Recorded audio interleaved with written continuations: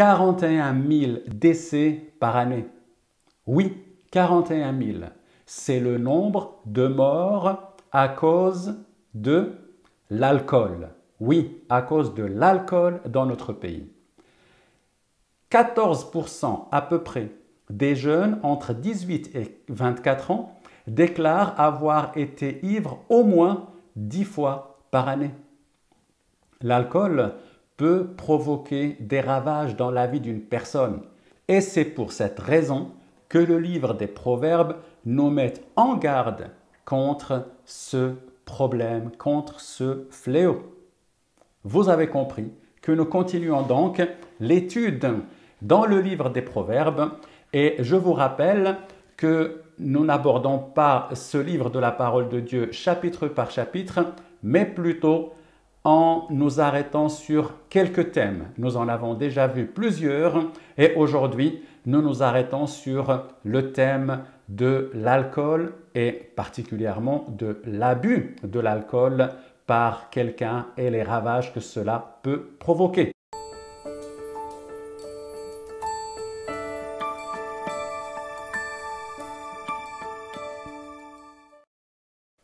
Bonjour et bienvenue sur la chaîne de l'Église évangélique baptiste de Caen. Nous continuons donc, comme je l'ai dit, l'étude du livre des Proverbes. Le thème aujourd'hui, l'alcool. Il y a deux passages principaux qui abordent cette question et je vais donc d'abord les lire. Et une fois qu'on les aura lus, je vous inviterai à voir quelles sont les raisons qui poussent les gens à boire et à devenir dépendants de l'alcool et aussi quels sont les effets de l'alcool dans une personne ou dans la vie d'une personne qui abuse de cette boisson. Donc, le premier passage, c'est Proverbes, chapitre 23, et nous allons lire à partir du verset 29 jusqu'au verset 35. Je commence donc. Pour qui les a? Pour qui les hélas? Pour qui les disputes? Pour qui les plaintes? Pour qui les blessures sans raison? Pour qui les yeux rouges?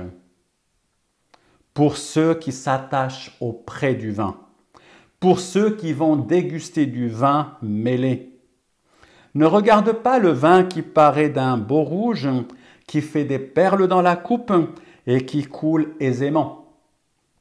Il finit par mordre comme un serpent et par piquer comme un basilic. Tes yeux se porteront sur des étrangères et ton cœur parlera d'une manière perverse. Tu seras comme un homme couché au milieu de la mer, comme un homme couché sur le sommet d'un mât. On m'a frappé, je n'ai point de mal. On m'a battu, je ne sens rien. Quand me réveillerai-je? J'en veux encore. Un passage tellement imagé et tellement vrai qui nous décrit le point de vue de celui qui a bu et qui veut à nouveau retomber dans cet alcool, malgré les regrets qu'il peut éprouver, comme cela est exprimé au début, verset 29. Maintenant, je passe au deuxième passage qui se trouve dans le chapitre 31. Et dans ce chapitre, ce sont des conseils donnés à un roi afin qu'il ne se jette pas sur l'alcool, mais qu'il reste sobre pour accomplir sa tâche de roi avec la plus grande justice. Et je lis donc ces versets, c'est-à-dire verset 1 au verset 9. Parole du roi Lemuel, sentence par lesquelles sa mère l'instruisit. Que te dirai-je, mon fils? Que te dirai-je, fils de mes entrailles? Que te dirai-je, mon fils, objet de mes vœux? Ne livre pas ta vigueur aux femmes, et tes voix à celles qui perdent les rois. Ce n'est point au roi, Lemuel, ce n'est point au roi de boire du vin, ni au prince de rechercher des liqueurs fortes. De peur qu'en buvant, ils n'oublient la loi et ne méconnaissent les droits de tous les malheureux. Donnez des liqueurs fortes à celui qui périt, et du vin à celui qui a l'amertume dans l'âme. Qu'ils boivent et oublie sa pauvreté, et qu'il ne se souvienne plus de ses peines. Ouvre ta bouche pour le muet, pour la cause de tous les délaissés. Ouvre ta bouche, juge avec justice et défends le malheureux et l'indigent. Voilà donc les deux passages qui abordent le thème de l'alcool dans ce livre des Proverbes. Commençons par voir quelles sont les raisons pour lesquelles les gens vont vers l'alcool. Nous en avons quelques-unes données dans ces deux passages. L'une des premières raisons, qui se trouve au verset 31, chapitre 23, c'est la recherche du plaisir. Et c'est vrai qu'il peut y avoir du plaisir à boire, mais il y a danger après cela, parce que comme le dit la parole, le vin paraît d'un beau rouge au verset 31. Il fait des perles dans la coupe, mais le danger, c'est qu'il finit par mordre, parce qu'on finit toujours par abuser de l'alcool et se retrouver dans des embêtements par la suite. Deuxième raison pour laquelle on boit, c'est qu'on recherche à oublier. On cherche à oublier. Chapitre 31, verset 7, qu'ils boivent et oublient sa pauvreté. Et je crois que là, nous avons l'une des raisons les plus connues et les plus courantes. Les gens, pour échapper à leur malheur, vont aller vers d'autres choses, croyant qu'elles vont les aider à oublier leur détresse et leur malheur. On oublie aussi, et c'est là une troisième raison, pour chasser l'angoisse. Regardez le verset 6. Donnez, au chapitre 31, verset 6, donnez des liqueurs fortes à celui qui périt et du vin à celui qui a l'amertume dans l'âme. Quand on a de l'amertume dans l'âme, on cherche effectivement à atténuer la souffrance et la détresse qu'on éprouve en utilisant l'alcool comme un moyen de soulagement, comme un remède.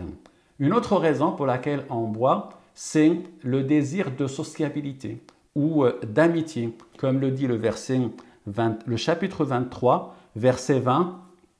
Ne sois pas parmi les buveurs. Verset 20, on ne l'a pas lu, mais il est juste avant le passage que nous venons de lire, chapitre 23. Je recommence. Ne sois pas parmi les buveurs de vin, parmi ceux qui font excès des viandes, car l'ivrogne et celui qui se livre à des excès s'appauvrissent et l'assoupissement fait porter des haillons. Alors, si nous avons des raisons pour boire, malheureusement, les effets de l'alcool sont catastrophiques dans la vie de celui qui boit et qui devient dépendant de l'alcool. Dans le chapitre 23, nous voyons plusieurs effets de l'alcool et je vais vous les rappeler rapidement. Le premier effet, c'est que l'alcool produit la tristesse et les regrets. Verset 29, pour qui les a, pour qui les hélas, pour qui les disputes, pour qui les plaintes. C'est vrai qu'après avoir beaucoup abusé de l'alcool, le lendemain, on se réveille avec la gueule de bois, comme on dit, et on n'est pas très heureux en réalité. Et parfois, on peut même regretter ce qu'on a fait lorsqu'on était contrôlé par l'alcool et les regrets ne servent plus à rien à ce moment-là. La deuxième chose que produit l'alcool, le deuxième effet, c'est le courage. Alors c'est vrai que lorsqu'on boit, parfois on va devenir plus courageux, on ne craint plus rien, mais malheureusement ce courage produit par l'alcool peut nous pousser à des choses dangereuses. Bien souvent, lorsque des jeunes ont bu, ou même des moins jeunes, lorsqu'ils ont bu, ils vont être capables de faire des choses qu'ils ne feraient jamais étant sobres. La troisième conséquence, le troisième effet, lorsqu'on a bu, c'est d'avoir des problèmes physiques. Verset 29. Pour qui les blessures sans raison? Pour qui les yeux rouges? Bien sûr, la réponse c'est pour celui qui a bu. Quatrième effet, c'est des hallucinations lorsque nous avons bu. Ensuite, cinquième effet, c'est plutôt un affaiblissement des sens. Versets 34 et 35. Tu seras comme un homme couché au milieu de la mer, comme un homme couché sur le sommet d'un mât. C'est-à-dire que on ne sait plus où on en est, on a perdu ses repères, on a les sens qui sont totalement affaiblis. Et verset 35, on m'a frappé, je n'ai point de mal. Là, vraiment, il y a un affaiblissement des sens catastrophique. Le sixième effet, et c'est le plus dangereux et le plus grave, c'est le problème de l'addiction. Et le verset 35 le précise bien. On m'a battu, je ne sens rien. Quand me réveillerai-je? J'en veux encore. C'est-à-dire que là, on ne peut plus se passer de l'alcool et donc on est dans un cercle infernal et notre vie va être conduite de situation grave à situation plus grave encore si Dieu ne nous aide pas à nous sortir du piège dans lequel nous tombons. Donc, l'alcool peut devenir vraiment un tyran qui contrôle notre vie. Mais en dehors de l'alcool, il y a bien d'autres choses qui peuvent contrôler notre vie. Si vraiment vous n'avez pas de problème avec l'alcool, ce que nous enseigne le livre des Proverbes est valable pour toutes les autres choses qui peuvent nous tenir assujettis et même dans l'esclavage. Peut-être effectivement que vous n'avez pas de problème avec l'alcool, mais vous en avez probablement avec la jalousie, ou alors avec la haine, ou alors avec la pornographie. Autre problème qui peut être grave aussi dans la vie parce qu'il peut devenir source de destruction des relations. La relation avec le conjoint, par exemple, avec les enfants, par exemple, et ainsi de suite.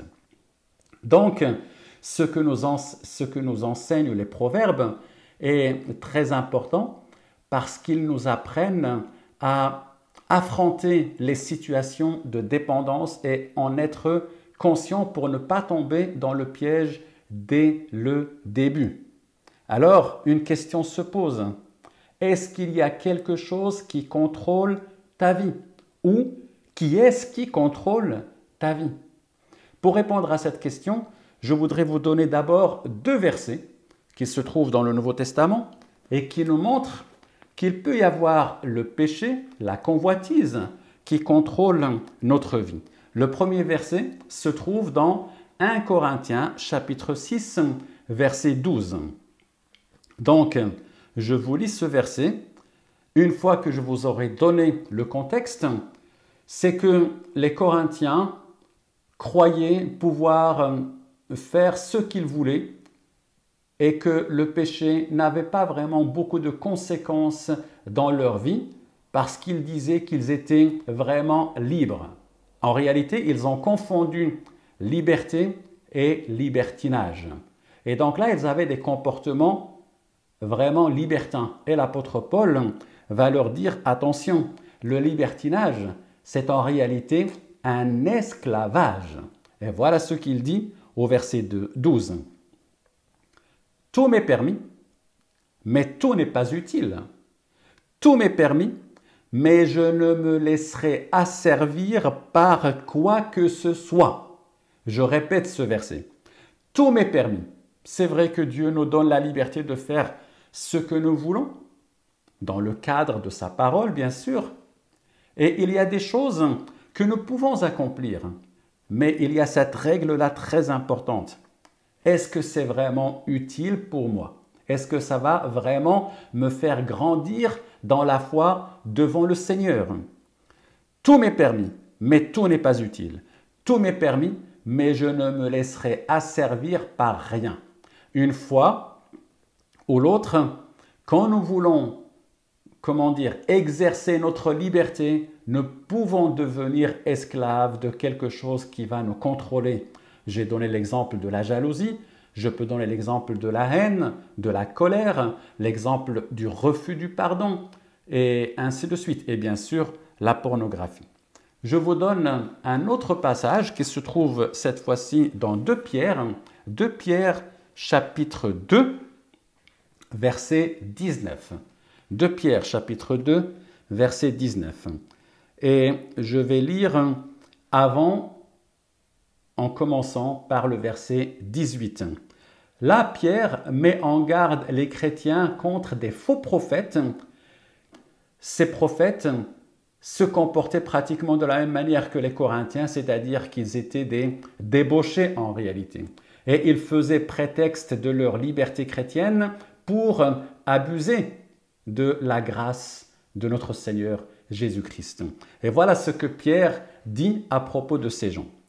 Avec des discours enflés de vanité, ils amorcent par les convoitises de la chair, par les dérèglements, ceux qui viennent à peine d'échapper aux hommes qui vivent dans l'égarement.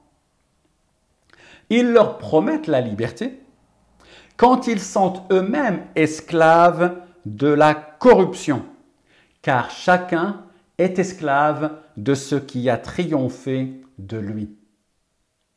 C'est vrai, parfois, certaines choses ou certaines situations, nous les accueillons comme des lieux d'exercice de liberté. Là, on est vraiment libre. Mais en réalité, cette promesse de liberté n'est qu'un esclavage déguisé, parce que ce sera l'esclavage à des choses qui vont finir par produire la corruption et la destruction dans notre vie. C'est ça la réalité. Et c'est ce que l'apôtre Pierre nous dit ici. Ces gens promettent la liberté quand ils sont eux-mêmes esclaves de la corruption, c'est-à-dire esclaves du péché, car chacun est esclave de ce qui a triomphé de lui. S'il y a quelque chose dans notre vie qui est plus fort que nous, comme il nous arrive parfois de le dire, c'est plus fort que moi, eh bien cette chose devient notre maître, notre Seigneur, ce qui nous domine, ce qui nous contrôle. Et Jésus-Christ est venu pour réellement nous libérer. C'est l'œuvre de Jésus-Christ que de nous rendre libres, mais libres de la corruption, de la convoitise, du péché. Jésus-Christ est venu afin que nous, qui étions esclaves du péché, nous soyons libérés du péché et qu'il nous sorte du marché de l'esclavage pour nous introduire dans la maison du Père afin que nous retrouvions la liberté des enfants de Dieu. C'est ce que Jésus-Christ a acquis pour nous à un grand prix. Alors, il ne faut pas que nous fassions de notre liberté un prétexte pour commettre le mal et le péché. L'apôtre Pierre nous met en garde et nous dit « Ne soyez pas contrôlés par des choses qui sont de l'ordre de la corruption. Ne soyez pas asservis, dit Paul, par quelque chose, car je ne me laisserai asservir par rien. » S'il y a une personne qui doit dominer et contrôler ma vie, c'est bien sûr l'Esprit de Dieu. C'est le Saint-Esprit qui seul a droit, avec le Seigneur Jésus, et parce qu'il représente le Seigneur Jésus, de contrôler ma vie, et c'est à lui seul que je suis appelé à obéir. Il n'y a rien, ni alcool, ni tabac, ni quoi que ce soit, qui doit exercer une tyrannie sur ma vie, parce que laisser des choses où le péché me dirigeait, c'est tout simplement négliger l'œuvre de la grâce de notre Seigneur Jésus-Christ et d'une certaine manière mépriser même la force de sa mort et la rédemption qu'il a accomplie pour tous ceux qui placent leur confiance en lui. Donc, la seule personne à laquelle j'offre ma vie pour qu'il la contrôle, c'est l'Esprit de Dieu avec le Seigneur Jésus-Christ.